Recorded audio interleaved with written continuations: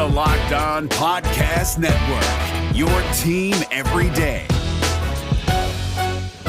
You are Locked On Bulls, your daily podcast on the Chicago Bulls, part of the Locked On Podcast Network, your team every day. Here are your hosts, Matt Peck and Big Dave Watson.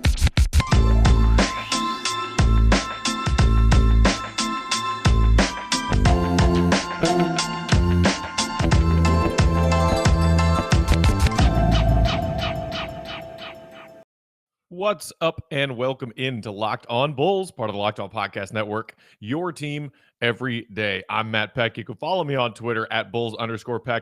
You can follow us at Locked On Bulls, and you can shoot us an email, lockedonbulls@gmail.com, and that text to voicemail line's there for you. Our fellow Bulls fans, 331-979-1369 is that number. We've got a jam-packed inbox with people reacting to the NBA draft from Thursday night and the Bulls selection of Ayo Dosunmu. Me and my guy, Big Dave, will get to as much of that as we can next week. We'll probably maybe even kick off the week with a Monday mailbag episode to see what y'all are thinking about this Bulls draft night. Today's episode of Locked On Bulls is brought to you by Rock Auto. Amazing selection, reliably low prices, all the parts your car will ever need. Visit rockauto.com and tell them Locked On sent you. All right, so happy Friday, everybody. Hope everybody enjoyed watching the NBA draft last night. Crazy day in the world of sports. We have MLB trade deadline and the NBA draft basically overlapping because of the postponed NBA calendar season. Wild stuff. Cubs fans like myself, sad to see the official departure of Anthony Rizzo. Definitely hurt more that he went to the Yankees. So if you are a baseball fan, and in addition to a Hoops fan, just a reminder, as always, check out Locked On Cubs. If you're a Sox fan, check out Locked On White Sox. They do great work with both of those podcasts. But so, NBA, we've got to talk about the Bulls. The draft pick of Ayo Dosunmu, 38th overall in the second round. I'm going to break down everything that I think about this pick and all of the context surrounding it. The Bulls opting to take Ayo instead of a very other viable option in Sharife Cooper. We'll talk a little bit about that. We'll talk about some of these people who I saw on my Bulls timeline last night saying this is such a GarPax pick, despite this not being GarPax. This is a new front office, a new regime. In AK and Eversley, we trust, right? Apparently not everybody. Apparently some of you listening to this podcast right now are not enamored with this pick and feel like it is reminiscent of the former front office that we finally ousted last year. So I'll give some of my thoughts and context on that. And then, yeah, as I said, we'll get into some mailbag stuff at the beginning of next week when my guy Big Dave is back from his vacation to get all of your thoughts and reactions. Again, 331-979-1369. If you agree or disagree with anything I'm about to say about Ayo Dosunmu. Okay, so I know a lot of Bulls fans were hoping that maybe AK and Eversley would try to do something to maybe try and trade back up into the first round of this draft, which was a very, very deep draft. I mean, a lot of players, Ayo included, would have absolutely been surefire first-round picks and maybe even lottery picks in last year's draft. That's how good this draft class was. So, initial just like basketball X's and O's breakdown of Ayo Dosunmu's game. Obviously, most of us now know, if you weren't following him already, and his story, his basketball career arc. A Chicago native, played high school ball at Morgan Park on the South Side, and then committed to the University of Illinois because he was interested in the idea of staying around or close to home, and was very proud to bring that U of I basketball program back to respectability, which he did. In his junior year, he was a star on that U of I team. He was an All-American, got the Bob Cousy Award, and he averaged 20 and a half points per game on 49% shooting from the field, 39% shooting from the three-point line, and also chipped in over 6 boards and over 5 assists per game. Also very active on the defensive end, creating steals, creating turnovers, and transition opportunities. And man, some of his transition high-flying acrobatics were really fun to watch when he was playing at U of I. This kid, as far as his metrics, he's 6'5", and he's got a 6'10" wingspan. This guy has arms for days, and I love it. We will get to Sharife Cooper in a little bit, but right off the bat, that is one thing that I say Ayo absolutely has that advantage over Sharife Cooper if you were just talking about picking one or other of those two players. And we heard AK talk about it, right, in his comments after the draft. And hey, shout out to my guy, Mark K of Bulls HQ, a good friend of the pod. A lot of you probably listen to his pod and follow him on Twitter as well. He said, shout out to AK and Eversley for waiting until after the draft, including the second round, was actually over as a clear shot at Gar and Pax, who after selling off a pick with the explanation of, well, we didn't really have anybody on our board, started their press conference while the draft was still happening. I love that. One of my favorite tweets of the night. So the draft ends, and one of the things that Arturis says about Ayo is love his not only toughness on the defensive end, but his length and his versatility. It's one of the biggest reasons I think that they were enamored with Patrick Williams when they had the number 4 pick last year. Look at the way NBA teams are now trying to defend in this, in the 2020 NBA, where it is so hard to play defense. The officiating and the rules of the league have shifted to favor offense and high-scoring games because that's what they think fans want. The best thing you can do as a team is to have long, rangy, and versatile defenders. Multiple, if possible. You added one in Patrick Williams, but one isn't enough. So Ayo Dosunmu adds immediately another player of that caliber whose length will allow you all kinds of defensive flexibility and versatility. And I absolutely love that about Ayo. Another thing I love about Ayo, dude is clutch as hell. If you are a U of I fan, even if you're not, but just occasionally would, turn on Big Ten basketball, if you were watching the games leading up to the tourney, conference tournaments, throughout Ayo's career, and in particular his final season with the Illini, anytime they were in a tight game late in the second half, I'm talking less than 90 seconds to go in the game, and the game is within a bucket or two, he had the ball in his hands countless times and took and made a big shot, made a big play. That dude has no fear, none whatsoever. And why should he? As I mentioned, nearly a 50% shooter from the field, 40% almost from behind the three-point arc. Mad props to him for improving his three-point shooting by nearly 10% compared to his sophomore season on virtually the same number of attempts. A 10% jump in his three-point percentage. And whether it was taking and making big threes, driving, breaking defenses down off the dribble, and getting a look at the rim, that kid made all of the biggest plays. Like, go back and watch his highlight reel. It's all clutch shots. All clutch shots. They're in close games, whether it's Big Ten conference games or whoever else they're playing. If it is a close game late, Ayo was the dude who said, give me the ball. And how valuable is that? We have a guy in Zach LaVine who is not afraid to take big shots late, but we have been in certain moments discouraged by Zach LaVine's late game decision making. And like really poorly timed turnover right there. Or like we need somebody else other than Zach so that we have options of who can take and make a big shot late. No knock at Kobe White. He made a couple of big shots in his first couple of NBA seasons, but Ayo clearly fearless in that regard. And I love that about him. Absolutely love that.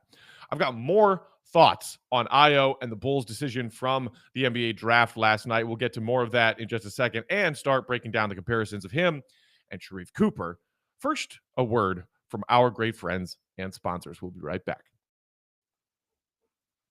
So, Sharife Cooper, a lot of Bulls fans, as like me, were watching the draft last night, and he is falling and falling and falling. A lot of people thought this guy could have been good enough to be in the 10 to 15 range.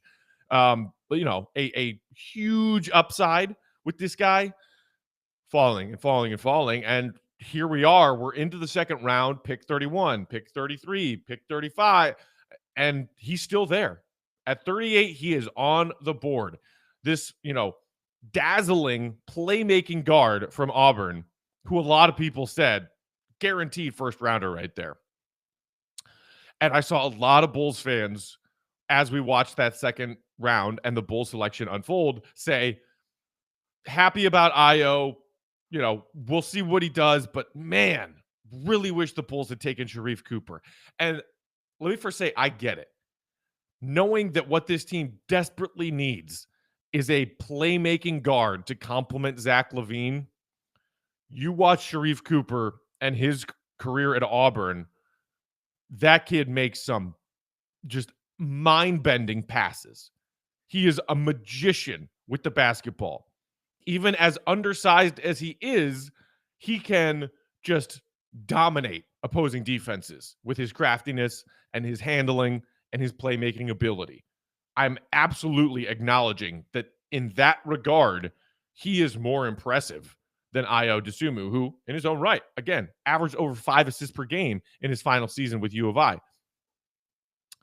And the other knock of not just like, but look, he's the better playmaker. What we need is a playmaker. How many of those people would also say don't draft for positional need, draft best available? Right now, I think it's safe to say, and tell me if you disagree, that Ayo is a higher floor, safer bet, can start contributing off the bench right away, right now, player than Sharife Cooper. And that's the knock I heard from a lot of Bulls fans.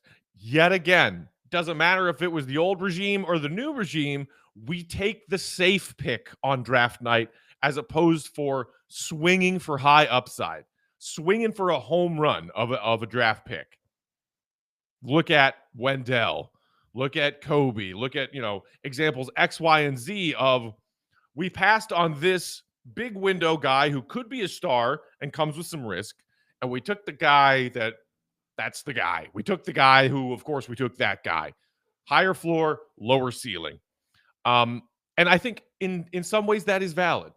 In some ways that is fair to say, because I agree. Ayo, higher floor, maybe lower ceiling than Sharife Cooper.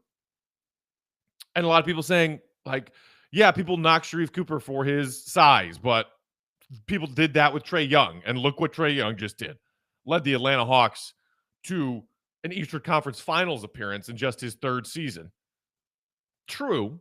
I think there are pieces of context around that make that not quite as easy of a comparison. And look, no knock on the Atlanta Hawks. They and the Bulls were kind of rebuilding on somewhat similar timelines. They take Trae Young, and a lot of people say, oh, really? Trae Young? Could have had Luka, take Trae Young. A lot of people, pan that. And they make it to the Eastern Conference Finals.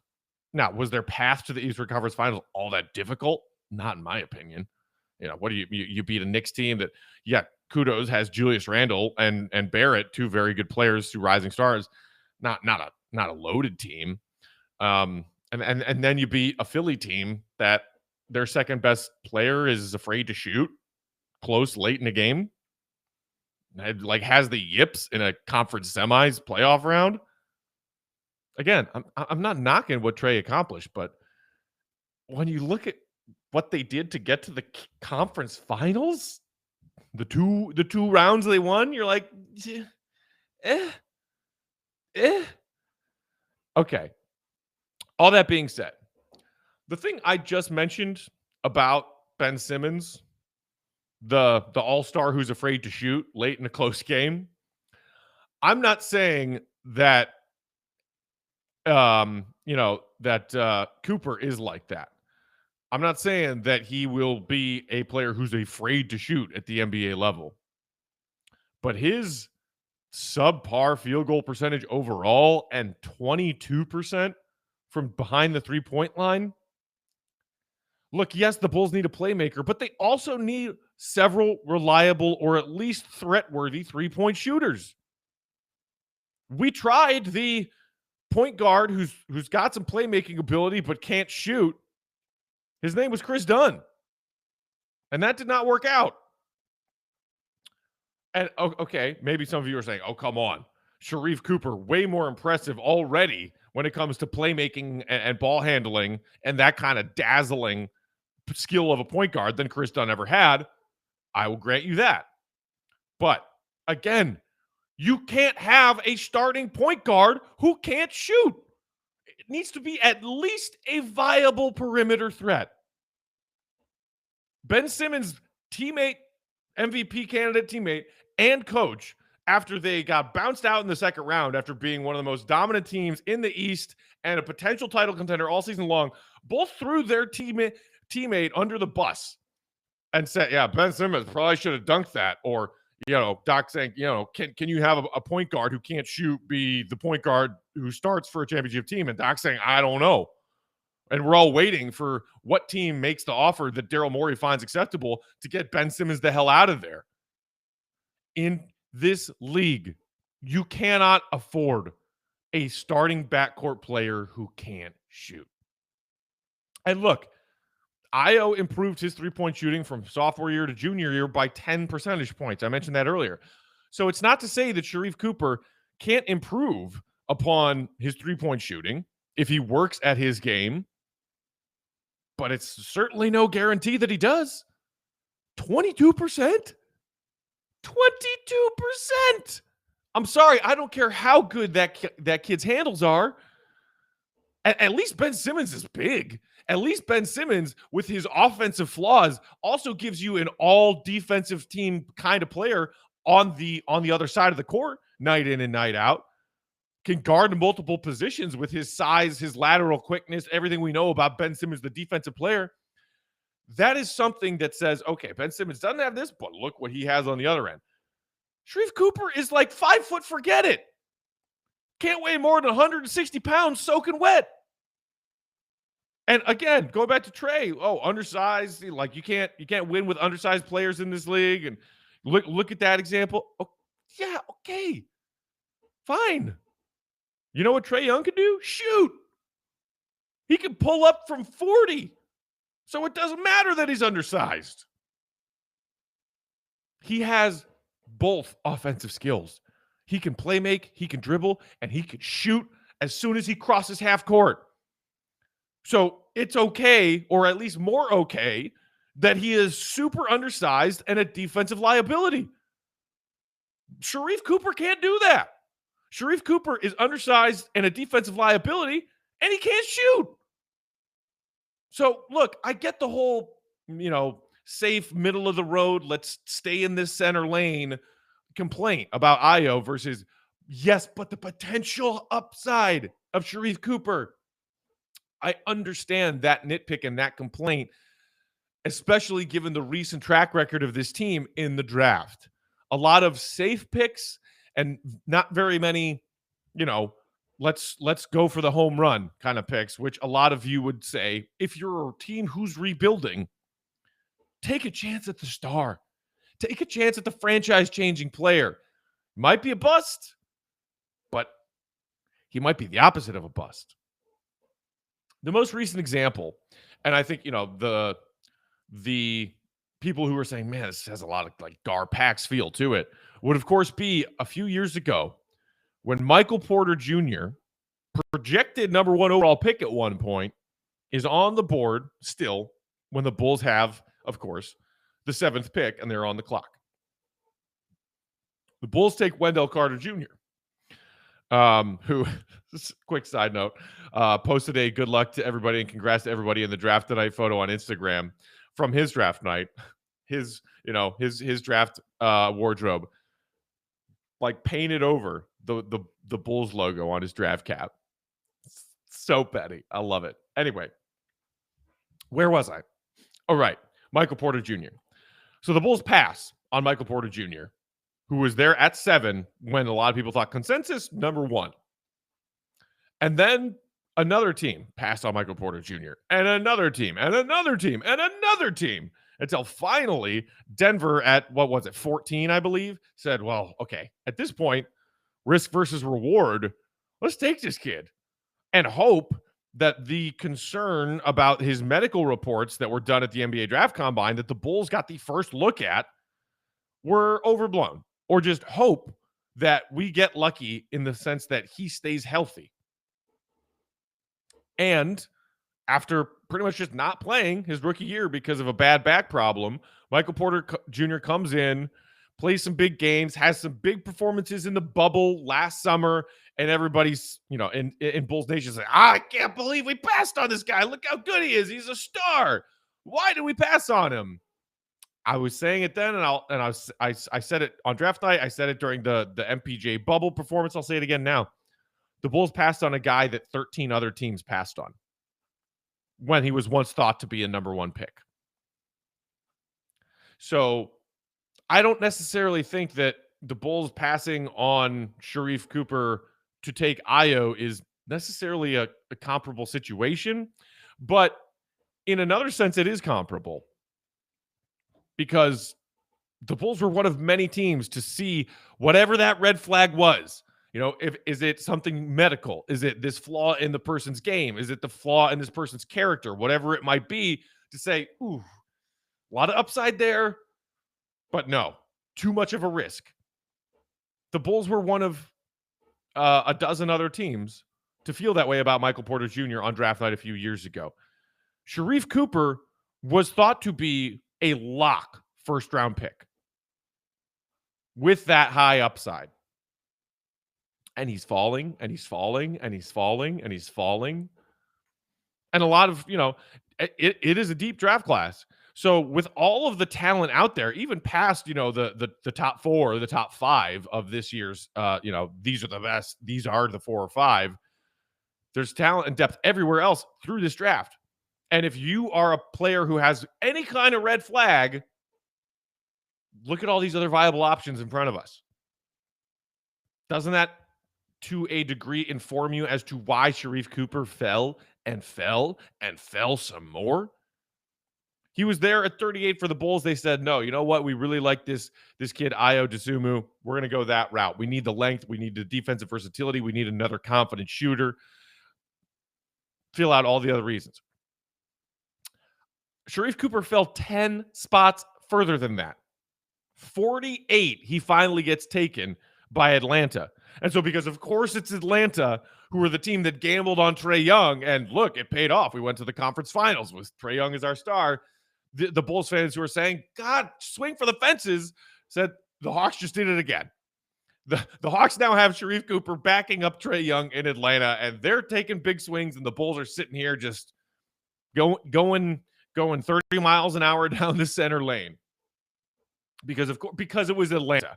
If it was a different team, that element doesn't come into play. But 48, the dude fell to 48 when most people thought he was a first-round pick, and maybe even as high as like the mid-teens. Shouldn't that tell you something?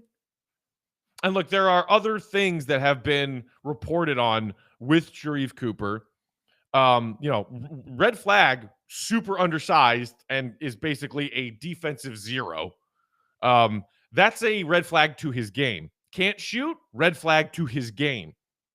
Then there's the stuff off the court where he missed the first, 10 or 12 games of his Auburn career because of an eligibility issue.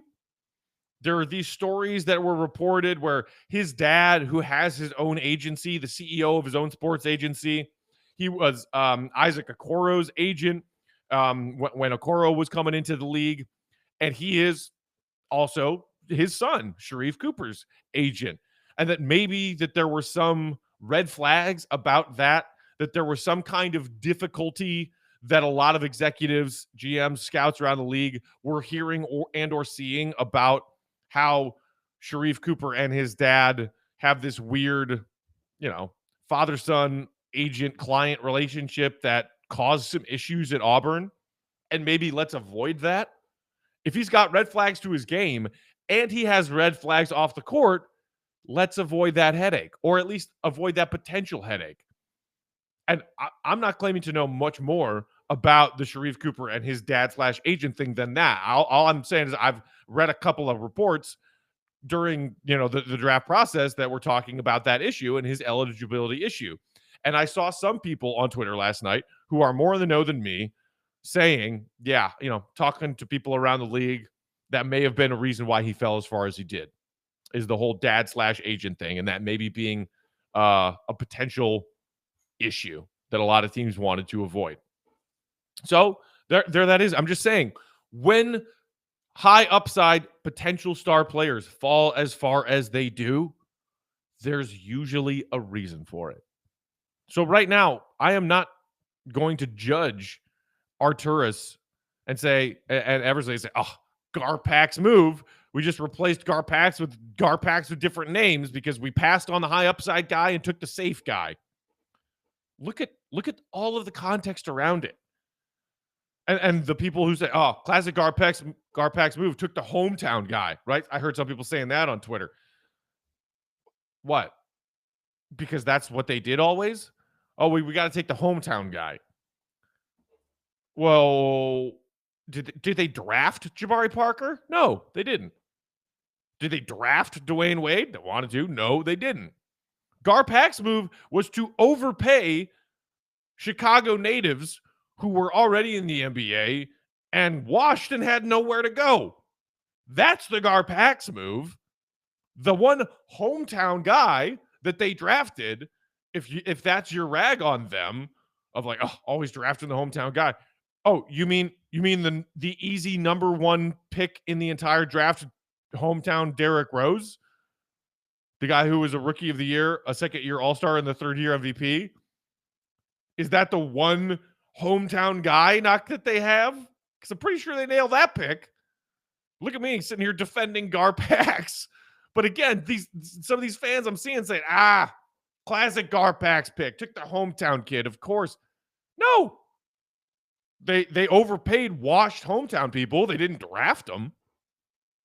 And Derrick Rose, hometown, excellent pick. 11 out of 10, excellent pick. So I think that's a lazy comparison to say, this pick, GarPax written all over it. No. They liked his scoring. They liked his confidence. They liked his mental makeup. They like his length and defensive versatility. Check, check, check, check, check, check, check. Hey, is it a cool bonus that he grew up in Chicago, played at Morgan Park, went to U of I, led that team to a number one seed in the tourney, and is now falling in their laps at 38 when he certainly himself could have been a first-round pick? Yeah, those are all fun bonuses that the fan base can be happy about, and maybe the Bulls sell a few extra tickets next season because of it. But that wasn't the motivation. I don't think that AK and Eversley made the pick of Ayo because they were concerned about merch and ticket sales. Whereas I do think that the previous regime, that's why they signed D. Wade, that's why they signed Jabari Parker, and that's why I was freaking furious with them. This Ayo pick is not that. And if you think this Ayo pick is that, I think you're wrong, and I don't know how to help you if you don't understand all of the reasons I just laid out for why this is not that. So that's how I feel about the whole Ayo second round pick thing. Then we also have to talk about how this can cause potential ripple effects for other decisions that are just around the corner with this Bulls team. As draft is over, next step, we got free agency starting at the beginning of August. So I'll talk about a couple of those pieces of what domino falls, if any, because of the Ayo pick in just a second. First, I wanted to tell you guys about our great friends at Built Bar. They were the title sponsor of the live Locked On NBA draft show that was last night. I watched a good amount of it. I thought, by and large, it was better than ESPN's draft coverage, and I'm not just saying that as a Locked On homer. So I hope some of you watched that and enjoyed that. Kudos to everybody involved.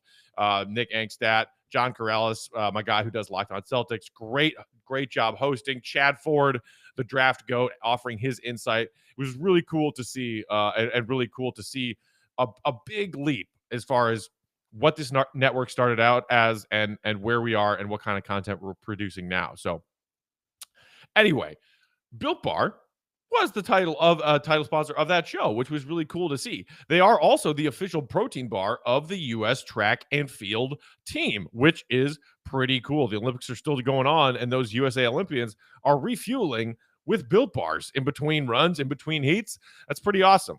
So if you haven't tried all these Built Bar flavors, you are missing out because they've got something for everybody. If you like, coconut, candy bars like Almond Joy, like Mounds, they have a coconut Built Bar that's right up your alley. They've also got some fruit flavors like cherry barcia and raspberry and orange and strawberry.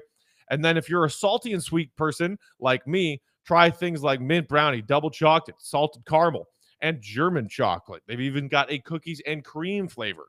So if you haven't tried them all, you can get a mixed box from Built.com. You get 2 of each Built Bar flavor so you can try them all. Not only are these Built Bar flavors the best tasting, but they're healthy for you too. All of them have either 17 or 18 grams of protein in each bar, but only ranging from 130 to 180 calories. Only 4 or 5 grams of sugar and 4 or 5 grams of net carbs. All amazing flavors, all tasty, and all healthy for you. So go to Built.com and use promo code LOCKED15, and you'll get 15% on your order. Every time you go, every order you place, promo code LOCKED15, LOCKED15, will give you 15% off at Built.com. All right, so the Bulls take Ayo, and it leads to a lot of questions about what the Bulls do next. Kobe White, currently mending. Arturas was asked about Kobe and his progress in their post-draft press conference on Thursday night. He said, progressing well, spirits are high. We're hoping that as far as timeline, he is on track of that initial timeline of when he will be reevaluated. But that reevaluated timeline that they gave us when we heard about this injury a month or so ago has Kobe missing training camp, like pretty much missing all of training camp, and then probably missing the first several weeks, if not months of the NBA season, given the range of that timeline. With that being the case, Ayo, who is a combo guard, he can handle some playmaking and ball handling next to Zach LaVine, or certainly handle those duties or some of them in a reserve bench role, as Kobe was doing at times last season, could certainly see more tick than he otherwise would have if Kobe White were not injured this offseason. So there is one potential, consequence and one potential motivation for the Bulls selecting Ayo is, crap, Kobe's going to be on the shelf rehabbing while we kick off the 21-22 season. We need another scoring threat in our backcourt, probably coming off the bench, to replace that. When Kobe comes back, hopefully sooner rather than later, knock on wood, and fully healthy, how much will Ayo's minutes, but while he was out, take a hit? We'll see how Billy Donovan wants to handle that. We'll see how NBA ready Ayo proves himself to be if Billy Donovan does throw him in that rotation right out of the gate, which I think is certainly a possibility. The other name that, of course, a lot of people are talking about now because of the selection of Ayo is Tomas Satoransky, the veteran who at times starter, at times backup, just kind of, he's going to give you the devil every night, right? 6 points, 6 rebounds, 6 assists. That's like the classic Sato game.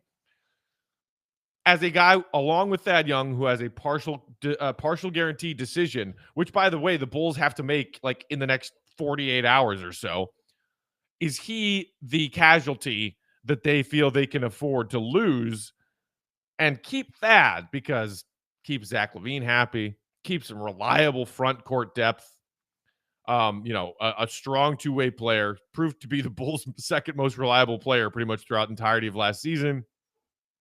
Sato is expendable now, right? That's what the Ayo pick might inform you, that the Bulls are still going to go out and try and find that starting point guard in the offseason.